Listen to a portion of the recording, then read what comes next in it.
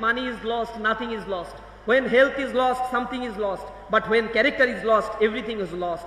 জীবন যখন শেষ হয়ে যায়, চরিত্র শেষ হয়ে যায়, সবকিছু ধ্বংস হয়ে যায়।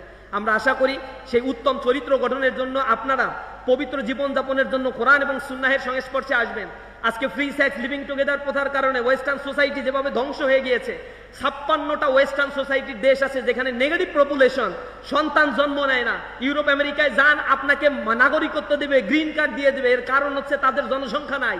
অস্ট্রেলিয়াতে যান, সেখানে অধিকাংশই হচ্ছে বিদেশ থেকে গিয়ে ওইখানে সেটেলমেন্ট হওয়া, নিজের জনসংখ্যা তৈরি হচ্ছে না। ফ্রি সেক্স লিভিং টুগেদার, ছেলেরা ছেলেদের বিয়ে করে, মেয়েরা মেয়েদের বিয়ে করে, লেসবিয়ানিজম, এই উন্মত্ততা, এই নোংরামি, এই বেহায়াপনা ওই সমাজকে ধ্বংস করে দিয়েছে। আল্লাহ রাব্বুল আলামিন লূত জাতিকে ধ্বংস করেছিলেন কি কারণে জানেন? লূত আলাইহিস সালাতু ওয়াস সালামের জাতি পুরুষ পুরুষে বিয়ে করত, মেয়ে মেয়েকে বিয়ে করত।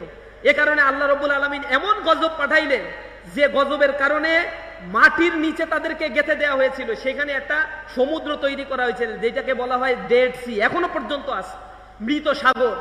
এই মৃত সাগরে এত ঘনত্ব আল্লাহ রাব্বুল আলামিন দিয়ে, এবং আয়াতিল লিউলিল আলবাব, উলুল আলবাব যারা, তাদের জন্য এগুলো নিদর্শন হিসেবে আল্লাহ রাব্বুল আলামিন দেখে দিয়েছে।